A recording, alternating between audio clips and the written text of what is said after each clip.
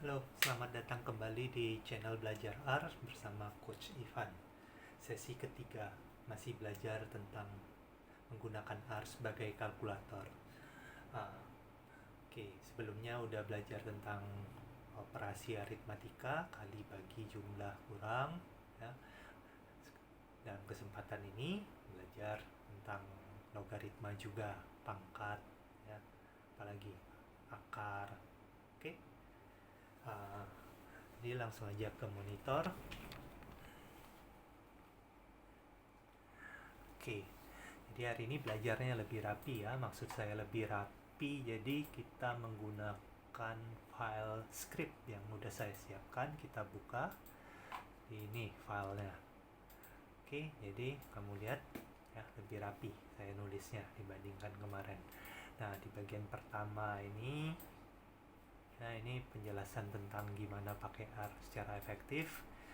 Oke, Ctrl L masih ingat untuk membersihkan R console ya. Oke, kemudian tanda panas atas bawah untuk memanggil perintah sebelumnya. Jadi kalau kini perintah ini kita kerjakan di R console, kemudian 3 kurang 2 nya sesudah 3 tambah 2, 3 kurang 2 kita kerjakan 2 juga, maka kita bisa panggil perintah-perintah ini sebelumnya dengan menggunakan tanda panah. Nah, tanda tab ini bermanfaat kalau kita udah mengenal yang namanya variabel itu nanti ya. Oke. Nah, ini semua sebenarnya bisa kita langsung blok semua. Kalau mau langsung kerjakan semua di blok, tekan Ctrl R dan hasilnya keluar semua. Oke. Nah, yang matematika baru yang kita pelajari di R hari ini ya, kesempatan ini itu pangkat. Jadi nulisin pangkat 3 pangkat 2 misalnya ya. Itu menggunakan tanda topi kalau di R ya. Jadi 3 pangkat 2 itu adalah 3 topi 2. Oke, cara lainnya adalah dengan menuliskan bintang-bintang ya. Bintang-bintang. Jadi ini juga menghitung pangkat. Jadi kalau kita blok ini, tekan Ctrl R, hasilnya adalah 9 ya, semua hasilnya 9. Oke, yang berikutnya 2 pangkat 3 hasilnya 8. Sorry. Oke, hasilnya 8 ya. Oke, nah kalau yang udah belajar pangkat kan pernah tahu pangkat pecahan. Nah, pangkat pecahan itu sebenarnya kalau artinya kita menarik akar kan ya. Jadi kalau kalau akar kuadrat atau akar pangkat 2 itu artinya pangkat setengah. Nah, itu kalau yang udah belajar tahu itu di SMA ya. Seingat saya belajarnya di SMA. Jadi 9 pangkat setengah itu ya, itu sama saja dengan akar kuadrat dari 9. Jadi kalau di blok ini hasilnya 3. Oke. Nah, cara lain mencari akar kuadrat dari 9 itu menggunakan fungsi. Nanti kita belajar yang namanya fungsi. Jadi fungsinya SQRT. Oke, itu kepanjangannya square root ya. Square root ya bahasa Indonesianya adalah akar kuadrat. Jadi akar kuadrat dari 9 hasilnya 3. Oke. Kita bersihkan dulu layarnya. Nah, ini kalau yang belajar matematika tingkat tinggi ya. Jadi ada yang namanya kalau udah belajar yang namanya kalkulus ya di kuliah, itu ada yang bilangan yang namanya E. Nah, bilangan E ini atau nama lain disebut bilangan logaritma natural, itu bilangan ajaib sama seperti bilangan pi. Masih kalau pi kan udah pernah sering tahu kan ya, pi r kuadrat mencari luas lingkaran. Nah, pi dan e ini adalah dua bilangan ajaib di matematika sebenarnya. Jadi kalau pi itu 3,14 ya dan seterusnya. Nah, kalau e ini berapa? Nah, itu kita bisa ngitung e itu dengan menggunakan exp 1 pangkat ini, jadi E pangkat 1 sebenarnya. Jadi E pangkat 1 ya E itu bilangan natural, logaritma naturalnya kita cek berapa hasilnya, 2,718 dan seterusnya. Oke. Bilangan Pi dan bilangan E ini ya, itu dia bilangan irasional ya. Pi mungkin kalau mau diketik Pi, oh benar ya. Jadi kalau mau cari tahu Pi ya, nilainya ketik di R konsolnya Pi ya, dapat 3,14 dan seterusnya. Oke, berikutnya adalah logaritma. Ini kebalikan dari pangkat. Jadi kalau log 9, nah ini base, ini basis ya, basis 3.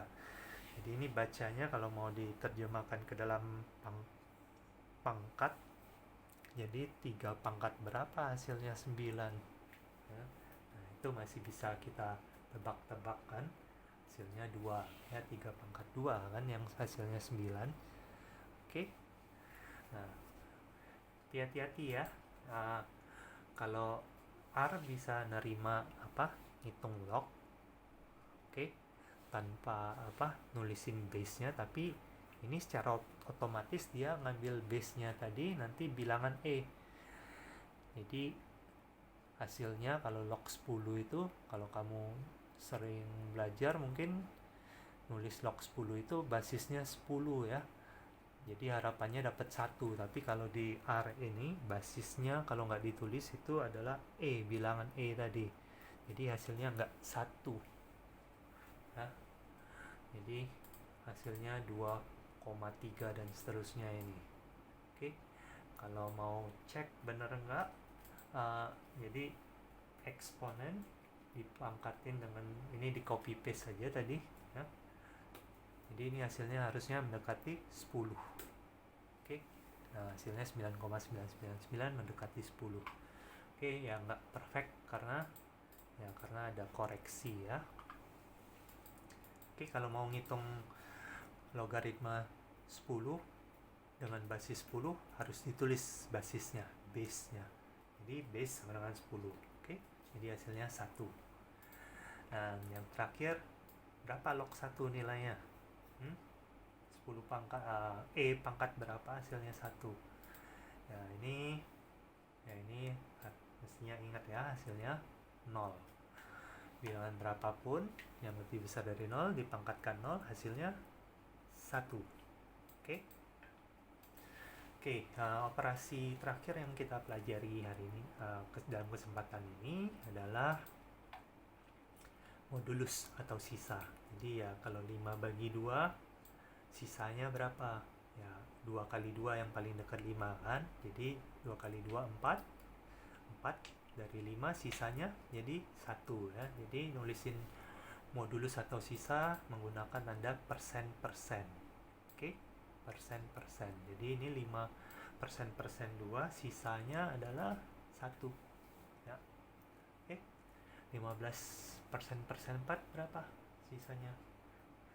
Jadi yang paling dekat 4 kali 3 kan, 12. Sisanya jadi 15 sisa 3. Ctrl R. Oke, hasilnya 3. Oke, nah ini sekarang kita masuk latihan ya. Jadi itu tadi udah tahu gimana operasi matematik di R. Ini saya buatin soal-soal latihan supaya lebih melihat matematika itu ya hal-hal yang kita temui sehari-hari. Oke, ya yang pertama, misalnya ada permasalahan kamu membeli 3 nasi bungkus, masing-masing harganya Rp18.000. Jika kamu membayar dengan uang Rp100.000, berapa uang kembaliannya? Nah, gimana cara ngitungnya? Oke, ya yang udah level SMA dan SMP bahkan harusnya udah fasih ya, tanpa kalkulator pun harusnya bisa, karena belanja itu kan sehari-hari. Kalau dapat uang kembaliannya terlalu sedikit kan bisa protes kita. Ini gimana? Bayar 100.000, tapi ingat ya, nulis 100.000 itu nggak pakai titik kayak gini. Kalau kita pakai titik kayak gini ya, 100 titik nolnya 3 kali di belakangnya, itu hasilnya adalah 100. Jadi hati-hati kalau ada tanda titik kayak gini, ini artinya di belakangnya adalah desimal. Oke, jadi kalau mau nulis 100.000 di R itu tulis 100.000 nya angka nolnya 5 kali. Kemudian hitung berapa yang kita bayar. Kita pesen 3 nasi bungkus, berarti 3 nasi bungkus masing-masing 18.000, artinya dikalikan 18.000. Jangan pakai titik ya, 18.000. Oke, hasilnya 46.000. Jadi dapat uang kembalian 46.000 belanja nasi bungkus, 3 nasi bungkus.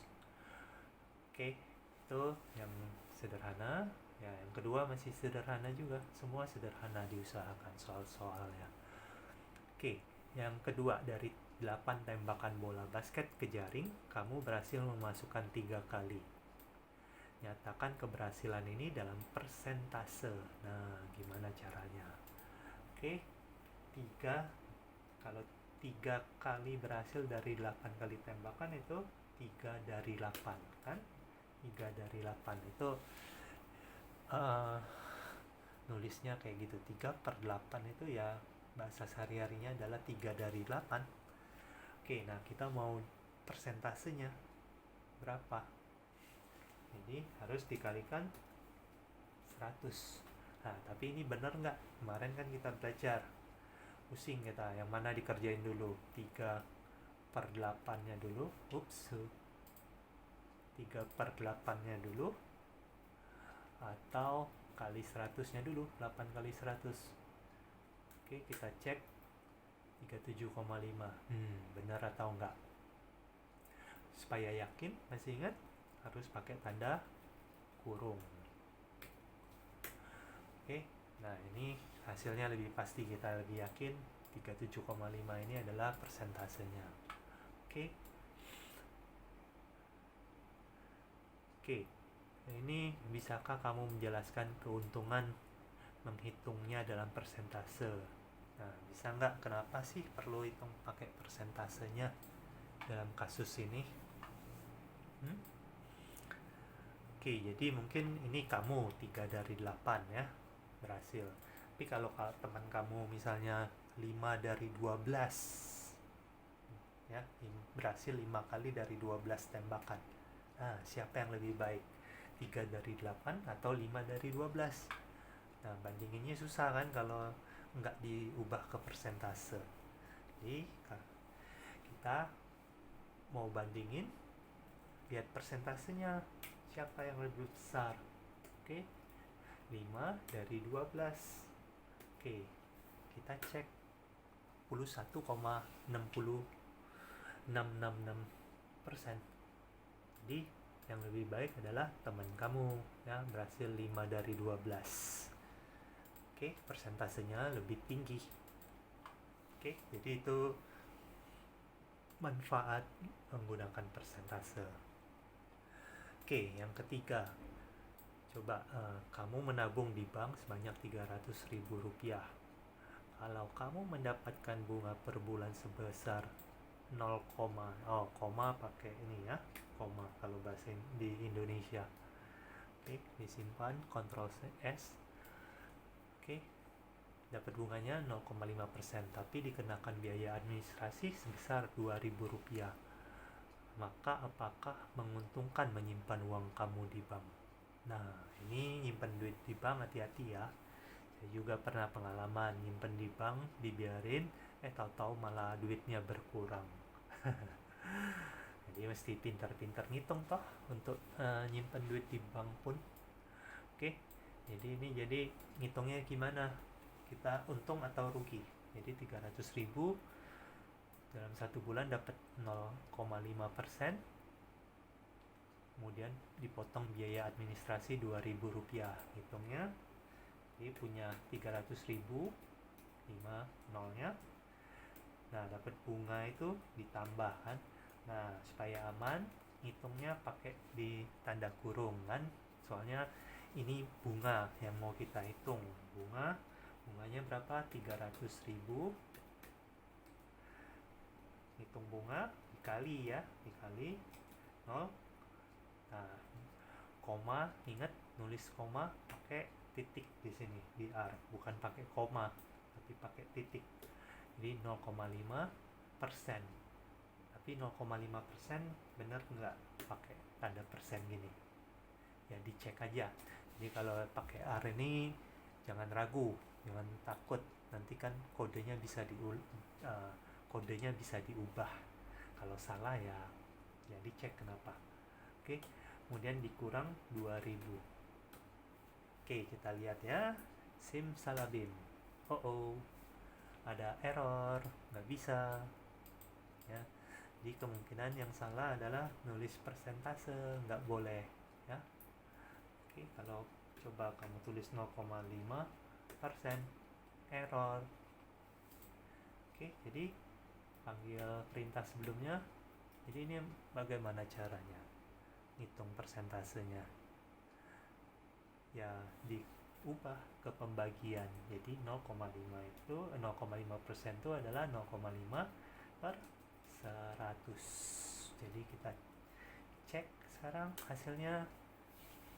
Loh, malah kurang duit kita toh ya. Jadi dalam kasus ini ya mending disimpan aja, pegang, gak usah ditabung di bank. Oke. Itu soal yang masuk soal keempat. Jadi carilah akar pangkat 3 dari 27. Nah, ini yang tadi saya bilang. Jadi kalau akar pangkat 3 itu adalah pangkat pecahan kan. Jadi akar pangkat 3 itu nulisnya adalah pangkat sepertiga. Jadi 27 pangkat sepertiga. Ya.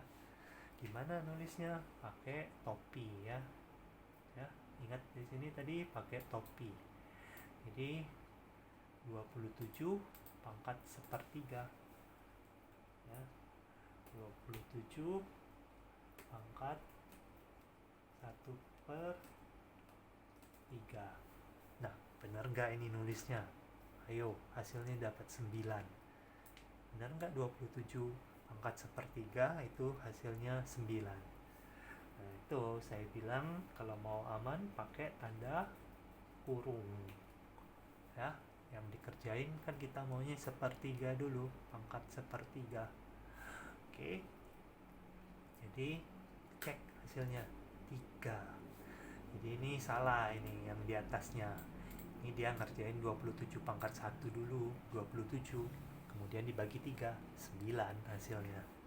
Oke, tuh, jadi hati-hati, tanda kurung itu penting ya.